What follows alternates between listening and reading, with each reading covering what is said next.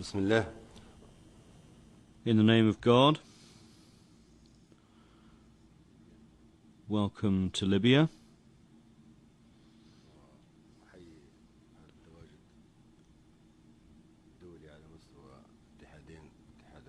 I salute this gathering of the European Union and African Union.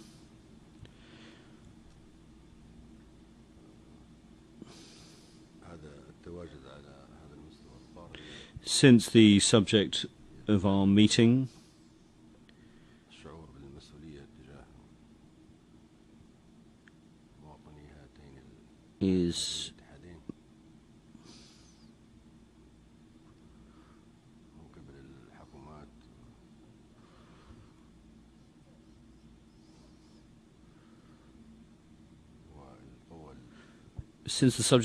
is migration and development, this continental gathering is a testimony to the sense of responsibility of governments and other actors towards the citizens of our two unions.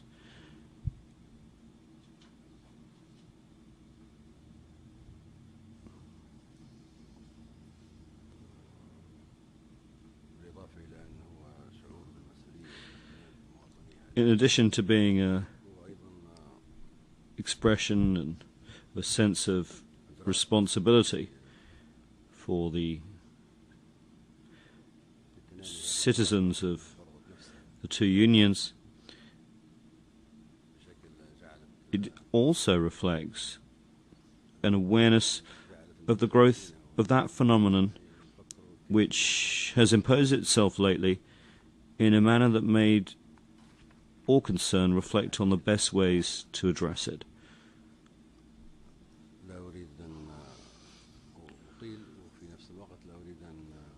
I do not wish to speak at length, neither do I wish to rehash what you've said today,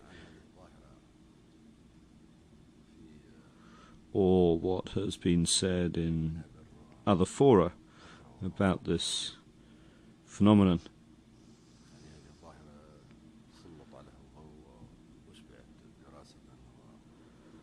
Light has been shed on it, and it has been fully scrutinized.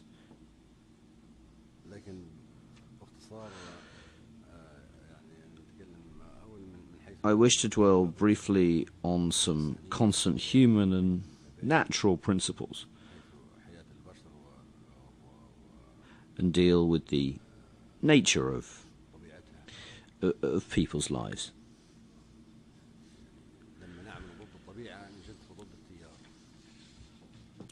To act against nature is to swim against the current. Swimming against the current is a recipe for failure. Many of the important questions of today's world are swimming against the current. Therefore, there's a failure in many political, economic, social, and security questions in the world. The failure results from ignoring the rules of nature. It's in the nature of things that the earth belongs to all human beings. God created the earth for all humans. He instructs us to move in it. We have a heavenly revealed book called the Quran. Whether you believe it or not is another matter. God orders us to migrate to various parts of the earth. He tells us to go wherever we want in it. There's a recognition that the earth belongs to all people and that they have the right to move in it in order to make a living. For all those reasons, one is entitled to migrate to different parts of the earth, because God created it for all. We must pause at this fact. We must believe that the earth belongs to us all. People have the right to migrate and live in any part of the earth. The political boundaries, official papers, as such, like are new fabricated inventions. Nature, however, does not recognize them. You have seen how those new inventions cause problems, border disputes and wars among states. Sometimes hundreds or even thousands of people are killed in a war over a few inches of land. The problem that you're considering now and that is causing so much concern is how to deal with the movement or the migration of people on Earth. This problem is the result of the borders we created, the identity we manufactured for every group of people, and the official papers that they have to carry. We all created those unnatural, artificial things. The natural thing is for people to move, live, and seek their livelihood anywhere on Earth.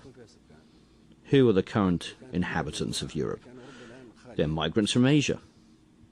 Europe used to be uninhabited. Had migration been forbidden, Europe would still be uninhabited today. Who are the inhabitants of North and South America? They are migrants from other continents.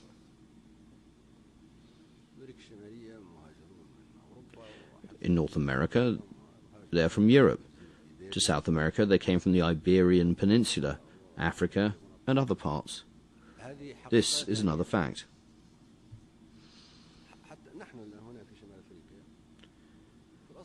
We in North Africa are originally migrants. We came from the Arabian Peninsula 1,000 years ago. Some of us came 5,000 years ago.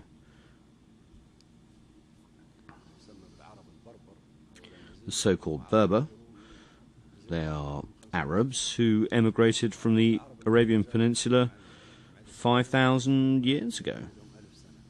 The Arabs who came with Islam have been here for over 1,000 years.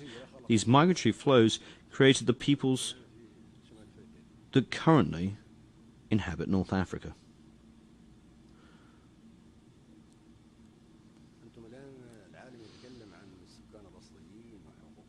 Now there's a lot of talk on the world level about the indigenous peoples, their rights, their tragic history, and their extermination. What does that mean? It means that migrants came to a certain place and became so dominant in it that they either exterminated the indigenous people or drastically reduced their numbers. The remnants are subjected to such discrimination that there's now an international outcry for the protection of their rights.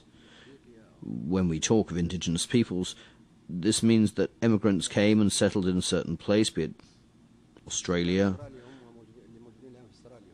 the Americas, Africa, or parts of Asia. Are the current inhabitants of Australia its indigenous people? Not at all. They are immigrants. Where are the indigenous people of Australia? Only a few are left. The rest were oppressed or exterminated. Who are the indigenous people of America? They are the so-called Red Indians. Where are they now? They have been murdered or exterminated.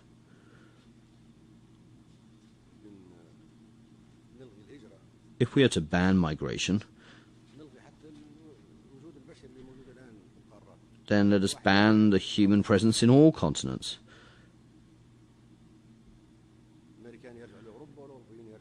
Let everyone return to the land from which they came.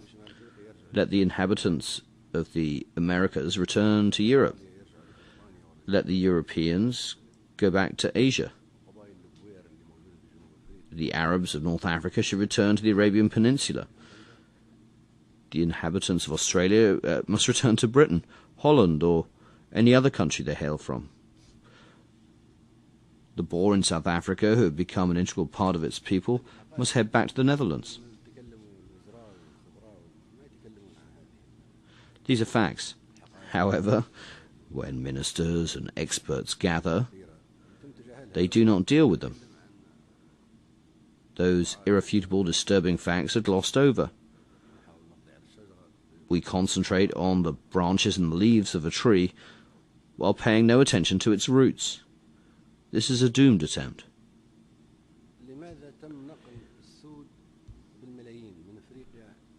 Millions of blacks were transferred from Africa to Europe and America. Why are they being stopped now?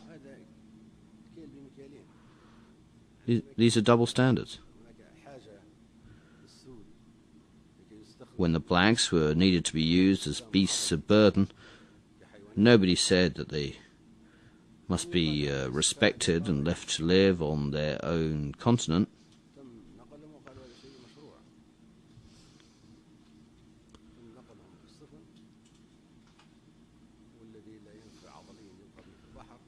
On the contrary, it was claimed that their transfer was legitimate. They were shipped, like cargo, across the ocean. Those who were not physically fit were then thrown overboard to feed the fish. North America and Europe were developed thanks to the labor of the blacks. That was a forced migration, when the movement of people from one place to the other was the benefit of a certain party. Migration was imposed on them. People were hunted like animals in the jungles of Africa. Now, these very same people, the black Africans, are being told that their movement and migration from Africa is a cause for concern, and that an end must be put to it. The poor souls ask,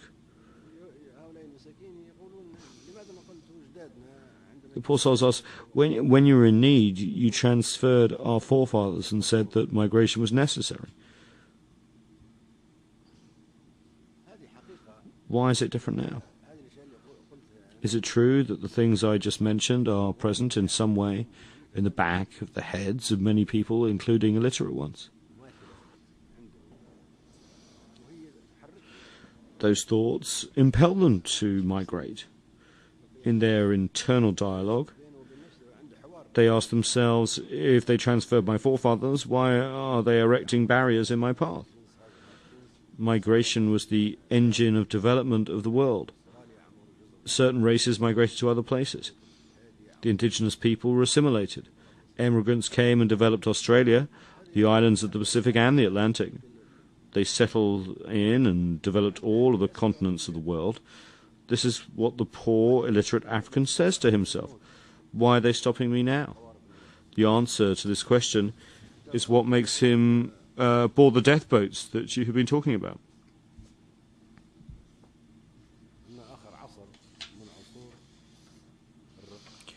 The last age of slavery was the one when the black race was enslaved by the white. The memory of that era will remain vivid in the minds of blacks until they feel that they were rehabilitated and their dignity restored.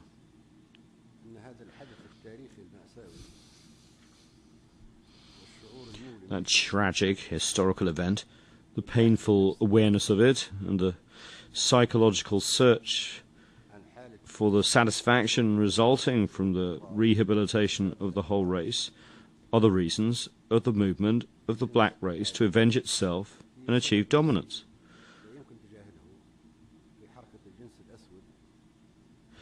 These reasons cannot be ignored. This is part of what the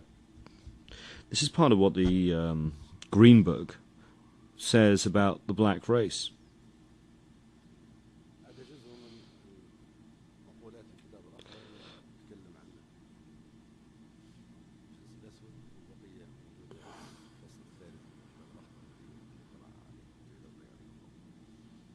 In order to save you time, I refer those who wish to read more to Chapter 3 of the Green Book.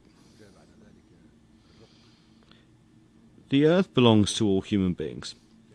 Migration took place in the past. Slavery followed it. There was no problem to the transfer of people from their countries to be exploited as slaves. The era of colonialism was ushered in after that.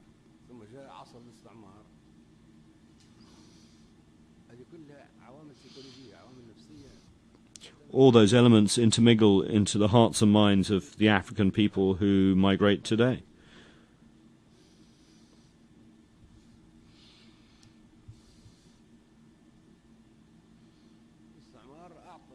Everybody is up in arms against that migration.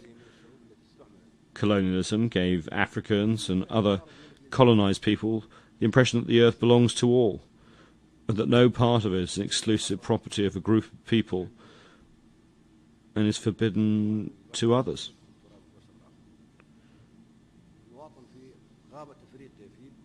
People in the heart of Africa saw Belgians come to settle in their land and own parts of it. They saw the whole of Congo become the personal property of Leopold.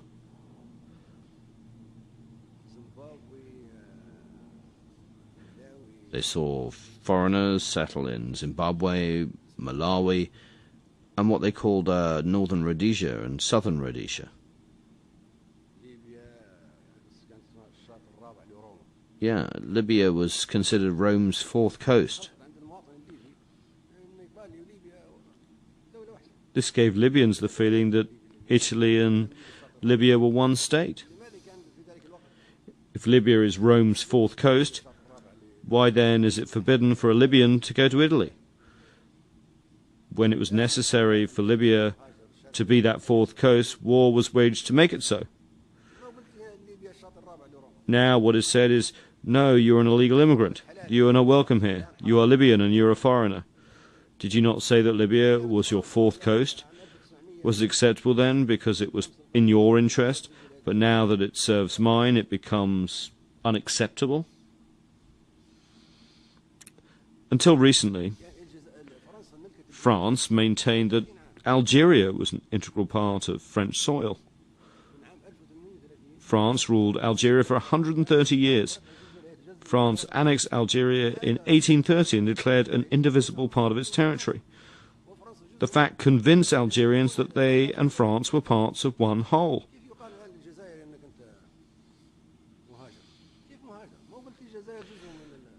When they go to France, they go to their own country. How can it be said to Algerians now that they are immigrants? How could that be?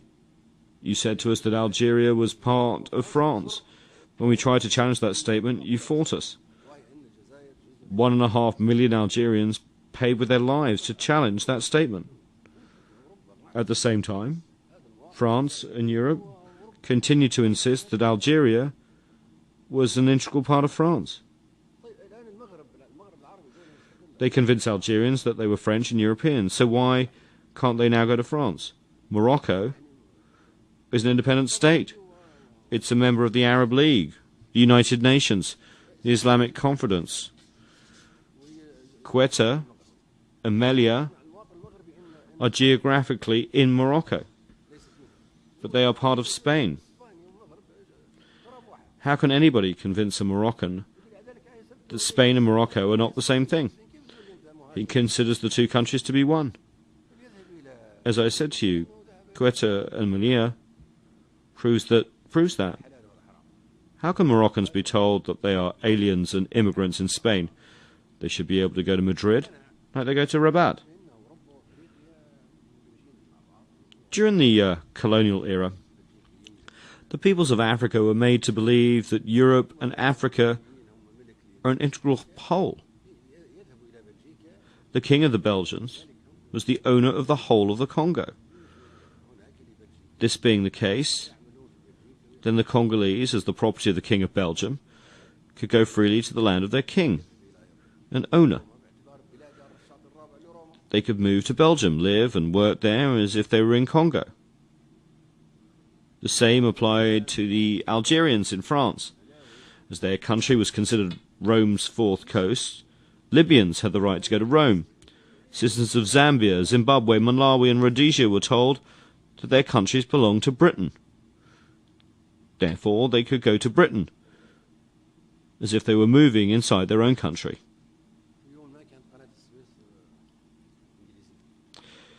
At one point in time, the Suez Canal was British. How can an Egyptian citizen be prevented from going to Britain while the latter own a part of Egypt? How can he not be allowed to go to work or even reside in Britain if the Suez Canal, an integral part of Egypt, was the property of Britain? How can an Egyptian be denied the right to live in Britain? Which is graver, the recognition of the ownership by a foreign power of a whole canal that falls within the territory of Egypt, or the presence of some Egyptians who seek work in Britain?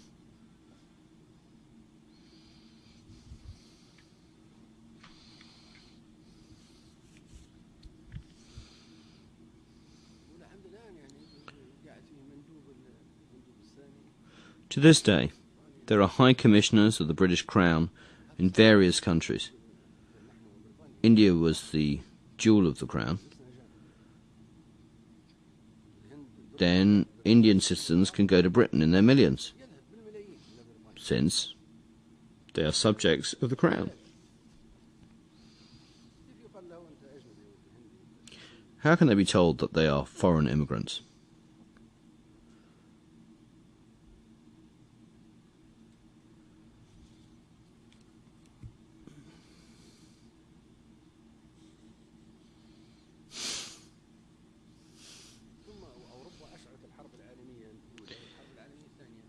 The First and Second World Wars were ignited by Europe. Tens of millions of men were killed in them.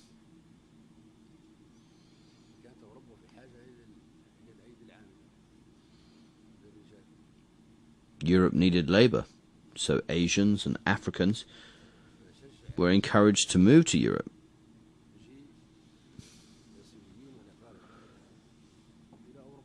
To make up for the shortage in manpower.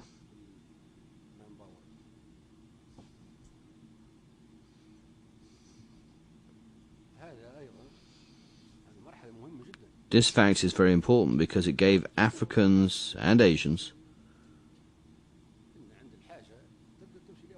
the feeling that in time of need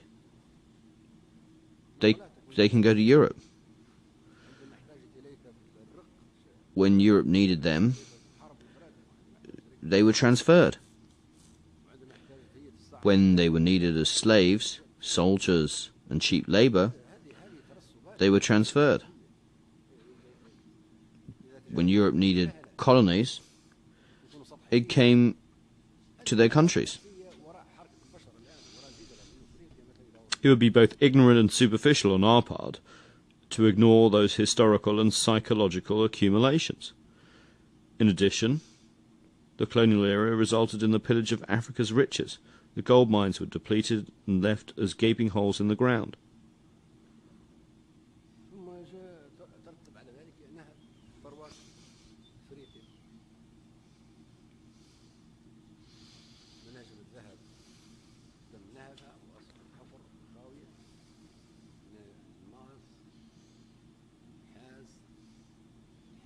Diamonds, copper, iron ore, cobalt, manganese, and phosphate were transferred to the old colonial powers.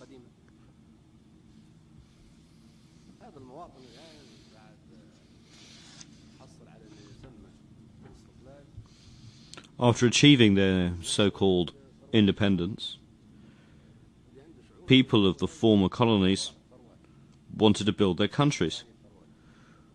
They discovered that their riches were plundered. They had a feeling that they need to go after those riches. A French writer, whose name escapes me right now, once said, either wealth comes to people, or people will go to the place where wealth is found. This statement is true.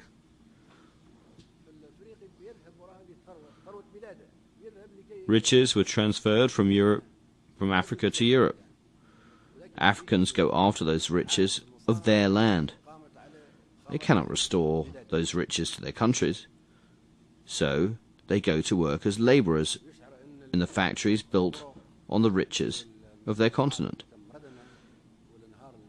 They feel that the road networks, the irrigation systems, and the railroad tracks that crisscross Europe and America are the fruit of the labor of their forefathers. They feel entitled to a share of that prize. Can the raw materials of Africa be returned to it? If that's the case, then well and good. This must be the first decision to be made. Africans went to Europe seeking a share of their plundered wealth. If it were returned to them, migration would stop. They go back to their continent to find that their gold, diamonds, cola, and other materials have been returned to it. This would contribute to ending migration. The agricultural products of Africa, such as mango, pineapple, cocoa, coffee, and papaya, are made into shampoos and body lotion in Europe, while Africans need them. Instead of Europeans washing their bodies with pineapple, let them return it to the children of Africa to eat.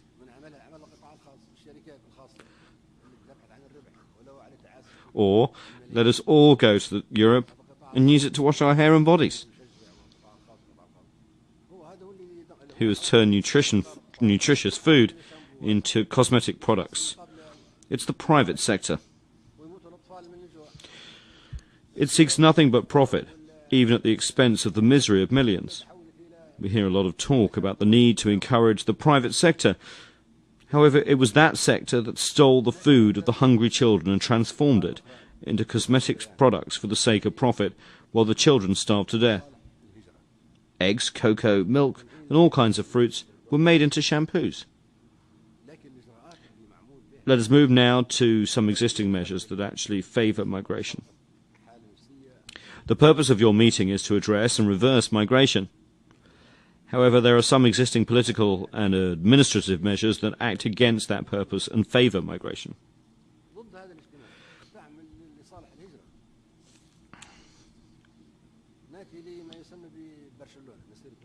Let's take the Barcelona process.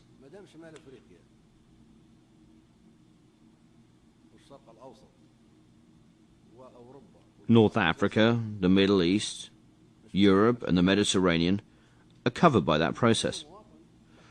Therefore, as a citizen under the umbrella of Barcelona, I'm entitled to move to Europe. Has the Barcelona process not called for cooperation, the elimination of poverty, the freedom of movement and labour?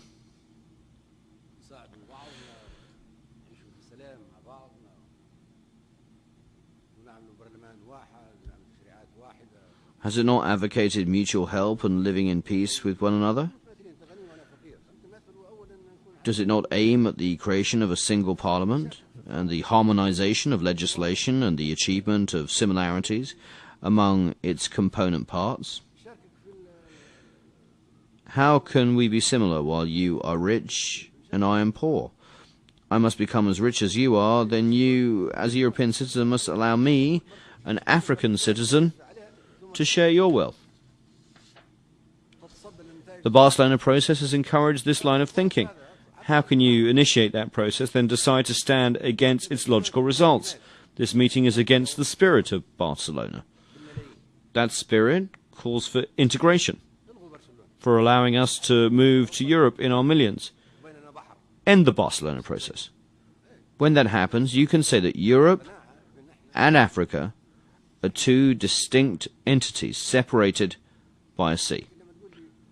Yes, when that process is annulled, I will be convinced that there are two separate entities, not one. However, when you talk of the European Mediterranean cooperation, you have included me in Europe.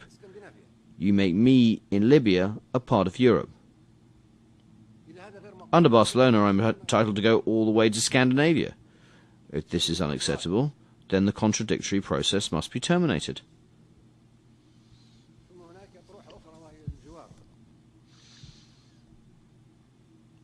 There is another notion that the new neighbourhood put forward by the EU. This is interesting. This is interesting as part of the Barcelona process. If we want Barcelona, then let us accept its results. But let it not be like slavery and colonialism. Good if it works in your favour, and evil if it works in mine.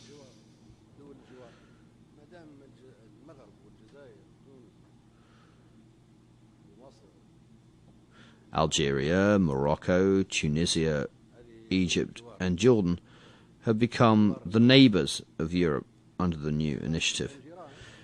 Neighbours have rights and duties towards each other. When they're in need, they go to their neighbours. Someone can say, I'm from the neighbourhood, I'm going to my new neighbours. Who are those neighbours? They're the Europeans who accepted me as their neighbour.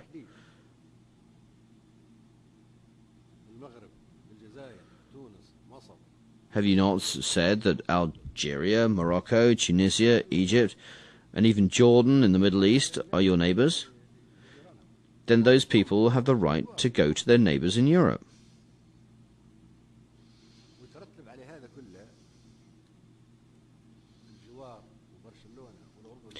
One of the results of all those arrangements, Barcelona, the new neighbourhood, and the Euro-Mediterranean cooperation, is that Africans who are not part of that circle now come to those countries as a way to get to Europe through its neighbours.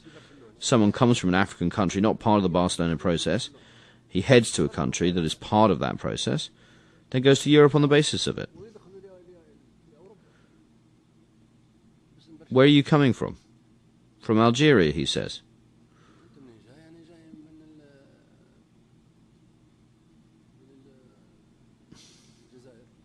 Why are you coming to Europe? His answer would be, because Algeria is a part of the Barcelona process. Does that process not cover Europe and the Mediterranean? Am I not from the Mediterranean? Why are you preventing me from migration? I'm here to live and benefit from Barcelona and the new neighbourhood. They say there's a thing called the Mediterranean Partnership or something like that. A partnership means that we share everything as partners.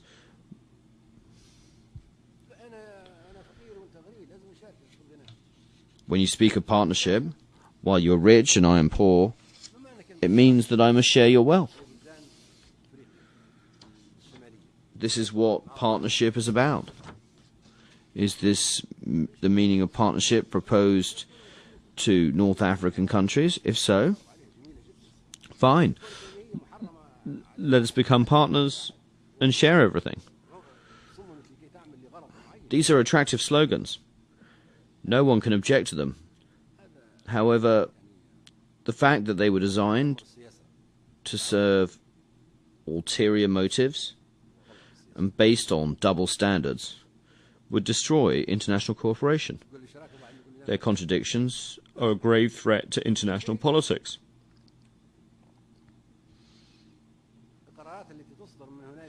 You talk of partnership, they say you cannot share. Go back from where you came from. Have you not told me I was your partner? If you're serious about the resolutions you're going to adopt here, then all these things, the partnership, neighbourhood and Barcelona, must be cancelled. The visas must be reinstated. Among the things that facilitated migration in the Schengen visa, now people try to get to the closest European country. Once there, they have a sigh of relief because the whole of Europe is open to them. Under Schengen, no visas are required between European countries. You cancelled them. And then you ask why migrants are increasing. You open the door wide. Reinstate visas. In the past, someone would want to go to Germany. He asks himself, how would I get there? Now all he has to do is sail to France and go from there, go to Germany. Schengen allows him to do that.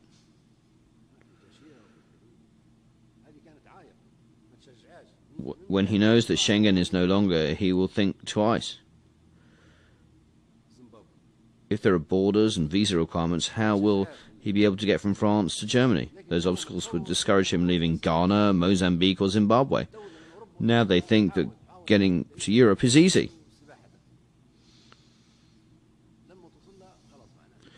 All one has to do is to get the closest European country, even if they have to swim to get there. Once there, the whole of Europe is open to them. To stop immigration, you must cancel the Schengen visa. Otherwise, you cannot ask why the migration flows are increasing. Libya too must reinstate the visa requirement with Arab and non-Arab countries. Any Arab can enter Libya without a visa.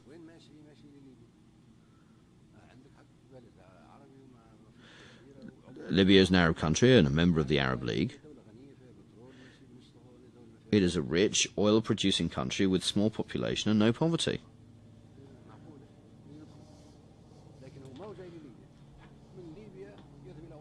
It is logical that many Arabs would want to come to it.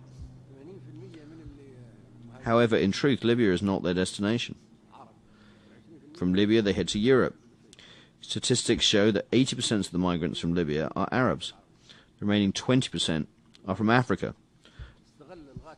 They exploit the lack of visa requirement to enter Libya, then they find the gangs, the smugglers, the boats and the agents to go to Europe. Investigations are underway in Libya.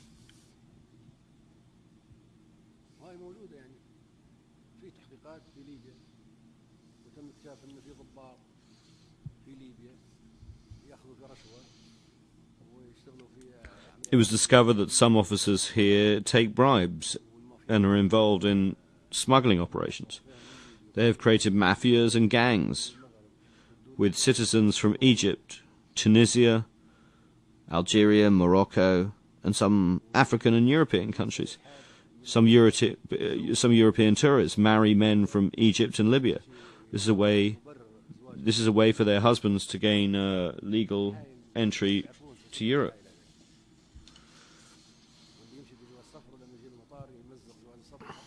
There are many ways to circumvent the law. I'm sure you're aware of them. Some people destroy their passports upon arrival and make taking care of them your problem and burden. There are also the other calls for human rights. The right to asylum, the rights of migrants, combating discrimination and racism.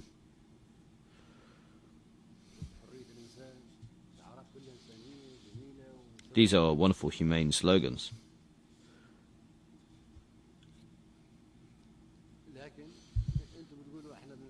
They're even revolutionary.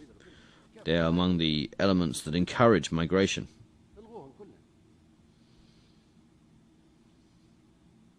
If you want to limit migration, you have to deal with those elements. If anyone can be granted refugee status and receive a monthly salary the moment they arrive in Europe, then thousands will rush to Europe. The right of asylum was corrupted by you.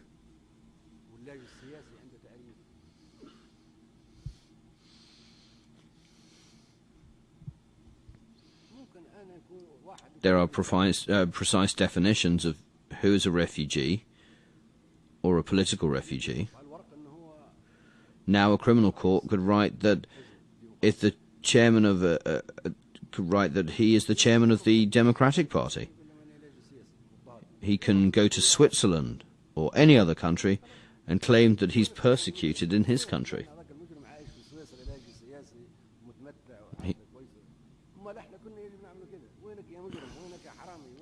He's then accepted as a political refugee and receives financial support.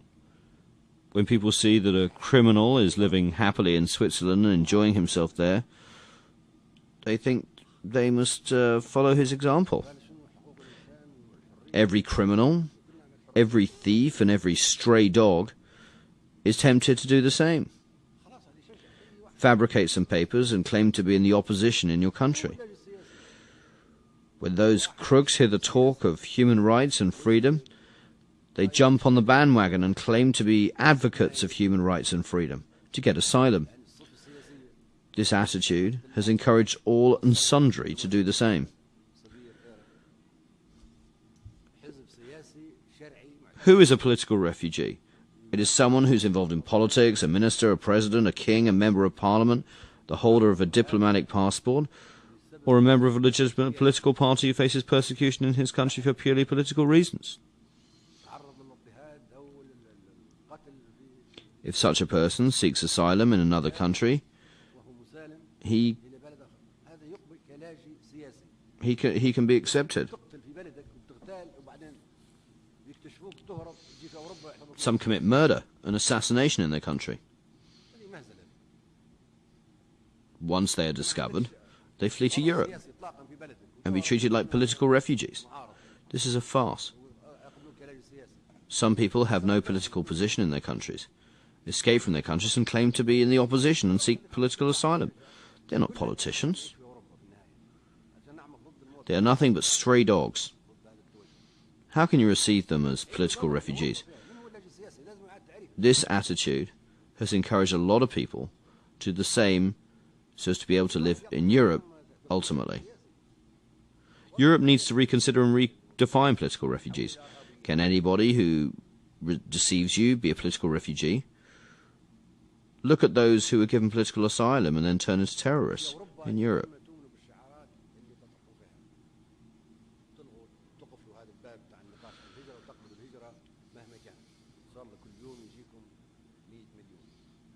In Europe, you have a simple choice. You can be true to your slogans, which means you can no longer discuss migration. You must accept all the migrants who come to your doors, even if there were 100 million of them. Or you must reconsider your slogans and policies to close all the loopholes that encourage immigration. The security approach to deal with migration is doomed to failure. Libya's land borders extend for 6,000 kilometers. We cannot prevent the smuggling of subsidized cheap foodstuffs from Chad, Niger, Sudan, and the other neighboring countries. Whatever we do, even if we bring NATO to help us, we will not be able to control those borders.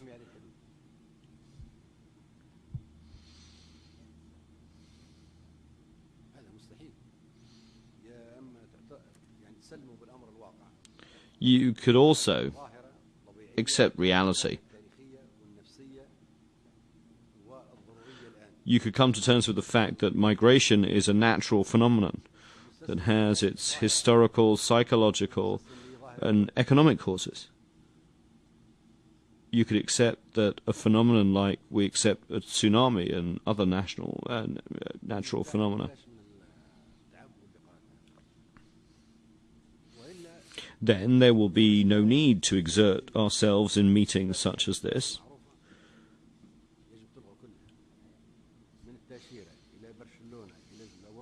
You could do that or deal with the causes that encourage migration.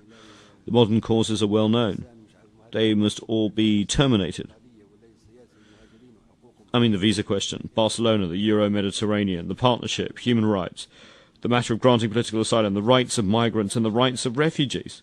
All these things must be reconsidered in a manner that does not encourage migration. All the things you do and the things that exist now encourage it. Then you ask why migration is taking place. If a hungry animal sees food nearby, it will definitely go for it. How can it not? It's only natural for it to go where food is available.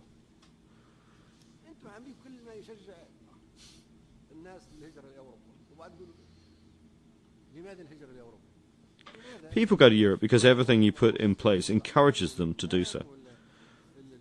Barcelona, the Euro-Mediterranean, the plunder, the single visa, human rights, the rights of refugees, the rights of I do not know what, the civil society organisation, all the other elements of the existing mess.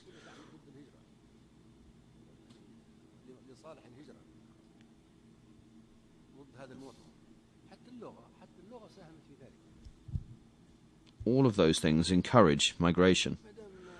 They all work against this conference. Even language plays a role in this.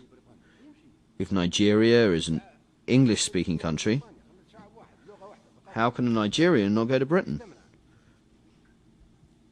If he has been made a part of that language and culture, how and why is he prevented from going there? Ghana, too, is an English-speaking country. Why is Ghanaian not allowed to go to Britain? He was colonized, oppressed, enslaved, and a language was imposed on him. No one thought that one day he would use that fact to create a problem, to demand his right to go to your country because he speaks the same language. The same is true of French speakers. They would find it hard to understand why a conference like this one, a conference that opposes migration, is held in the first place. They would say that they are francophone, that they have the right to go to France. We speak the same language, we're part of the same culture, we are the same people. What is this conference for? Cancel it, for we are going directly to France. You know the facts, but you prefer to deny them. It would be catastrophe if you did not know them. There is another very dangerous dimension related to migration. Look at the map of the world.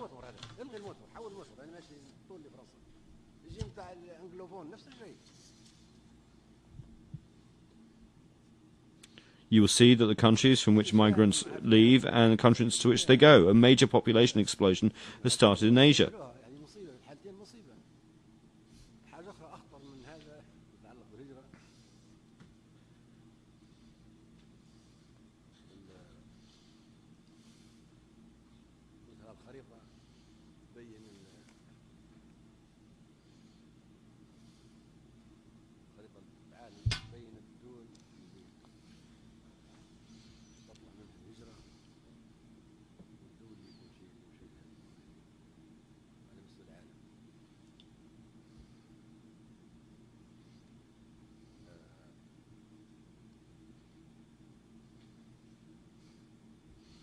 الآن انفجار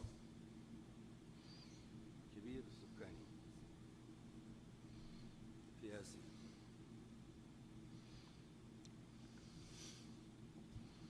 وحمم هذا الطوفان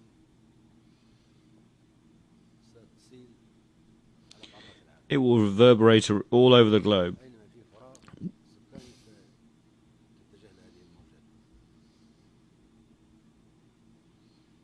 أنتم توا Waves of immigrants will go wherever there is a population vacuum.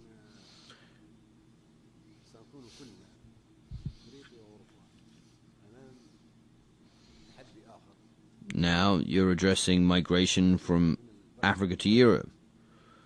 Soon,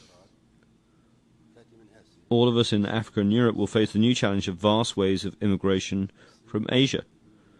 They will come like swarms of locusts as a result of the population explosion in China, the Indian Ocean, and East Asia. A look at the map would make that threat abundantly clear.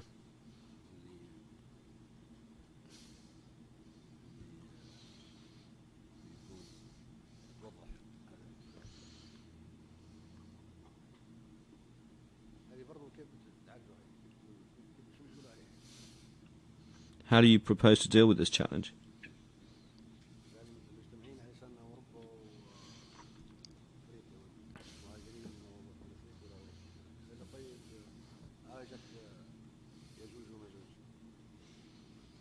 You are gathered here to discuss migration from Africa to Europe.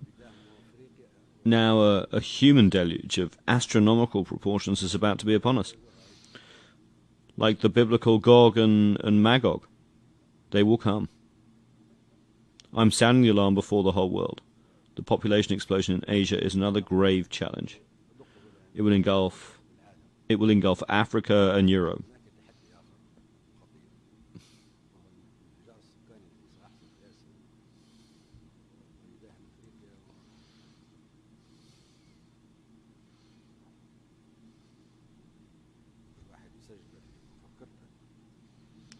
Please note it down and be my witness.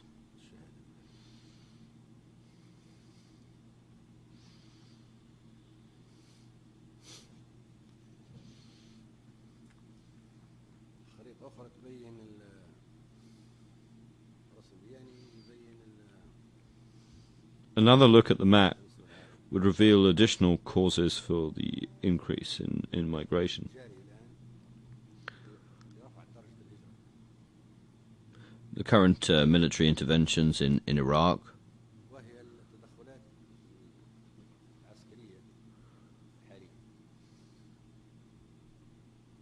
زي ما حصل في الخليج والعراق in Iraq, the Gulf, the Middle East, منطقة الكراد تركيا لغاية the Kurdish region in Turkey and Iran, مثل ما يجي في القرن الأفريقي and the situation in the Horn of Africa all feed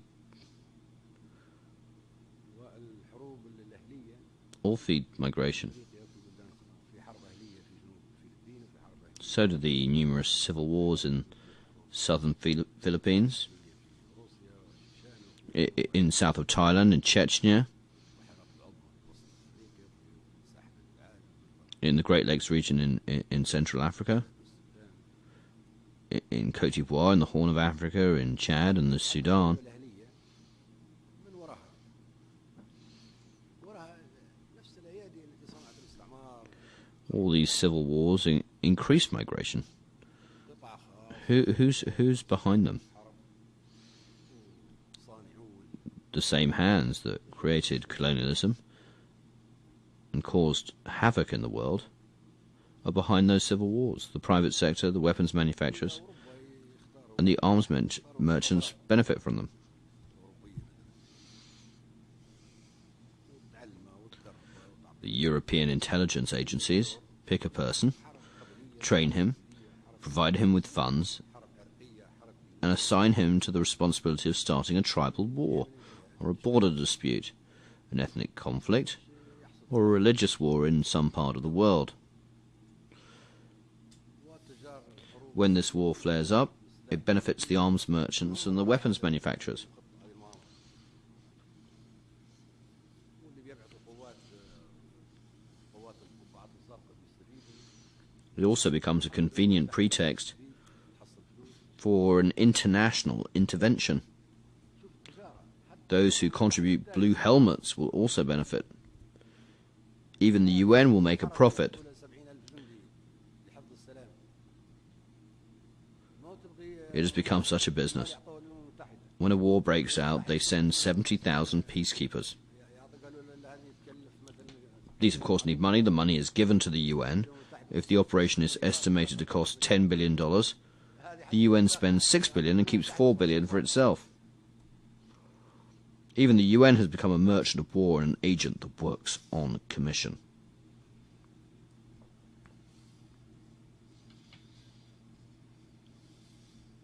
على أي حال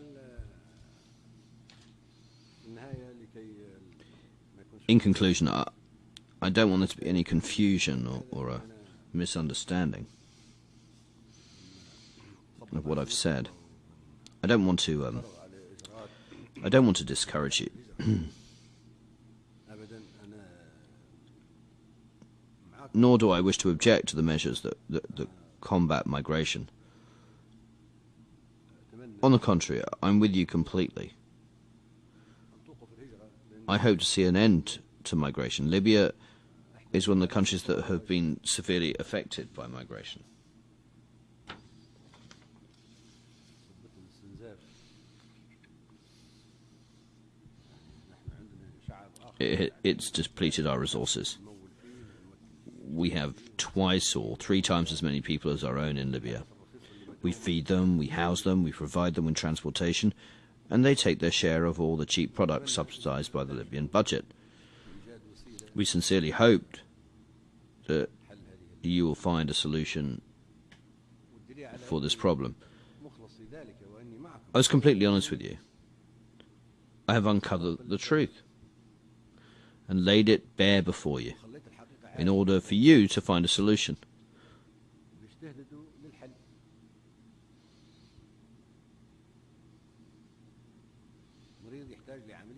This is proof of my sincerity. If a patient needs surgery, we cannot give him painkillers. That would be an act of deception, an act that can only be carried out by an ignorant person. Honesty dictates that the professional doctor talks honestly with the patient and tells him the truth about his case, and to inform him that he is in need of major surgery and not just painkillers. What I tried to do was put the whole truth before you. Earth belongs to all human beings. The inhabitants of all continents are originally migrants. This has to be taken into account.